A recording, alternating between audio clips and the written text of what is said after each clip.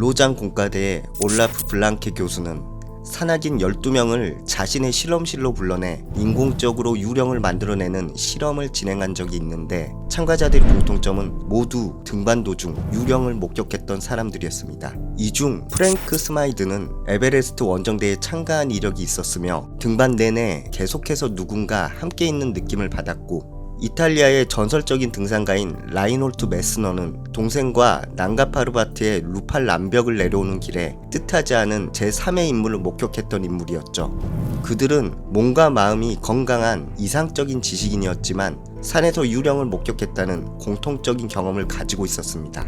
블랑케 교수는 영혼이 몸에서 빠져나오는 유체 이탈이나 자신과 똑같이 생긴 도플갱어를 마주친 사람들에게 큰 호기심을 느꼈으며, 이들이 느꼈던 비과학적인 현상들을 과학적으로 증명해 보이기 위해 특별한 실험을 준비하고 있었습니다.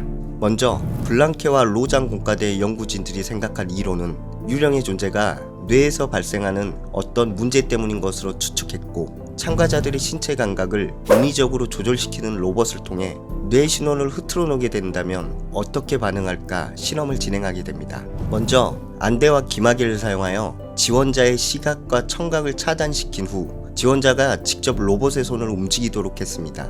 로봇의 손이 움직이는 동시에 참가자들의 손가락에도 충격을 줬고, 여기에 트릭 하나를 더 집어넣었는데, 참가자들의 등 뒤쪽으로 로봇의 손을 한 개 더 장착시키며 지원자가 앞쪽 로봇의 손을 움직일 때마다 동작에 맞춰 등 뒤의 로봇이 지원자의 등을 건드리게 한 것이죠. 결과적으로 지원자가 움직이는 로봇 손과 등 뒤에 설치된 로봇 손의 동작이 시차가 없을 때에는 지원자들은 아무것도 느끼지 못했지만, 등 뒤의 로봇 손이 지원자가 움직인 로봇 손보다 0.5초 늦게 터치를 하면 지원자 17명 중 5명이 실험실 안에 누군가 있다고 말을 하거나 공포에 질려 실험을 중단하라고 외치는 증상이 발생합니다.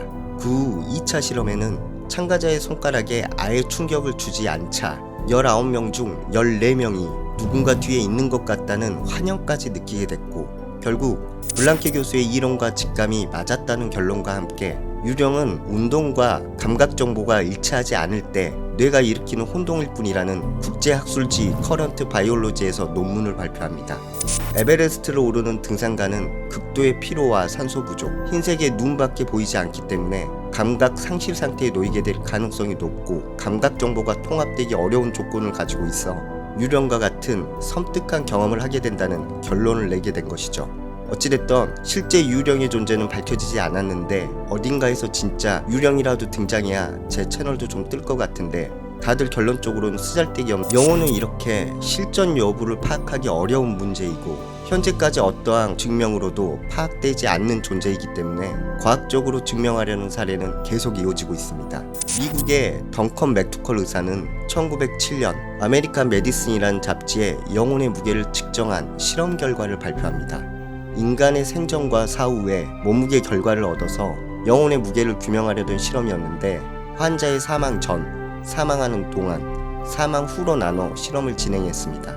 실제 결과적으로는 환자가 사망 후 원래 몸무게보다 21g이 줄어 영혼의 평균 무게가 21g인 것을 발표했으나, 오차에 의한 신뢰도가 떨어진다는 지적을 받아 결국 영혼의 존재를 명확히 증명하지는 못했죠. 실험 대상자 수가 6명밖에 되지 않았고, 저울의 오차 범위, 환경 요인, 사망 시점 등이 부정확했습니다. 환자 중 일부는 무게를 잃었다가 다시 회복하는 등의 결과도 있었죠. 실제 인간은 사망 시 체온의 급격한 상승으로 허파에 내열이 없어져 발한을 일으키고, 이로 인해 무게는 얼마든지 감소할 수 있다는 반박이 제기되기도 했습니다.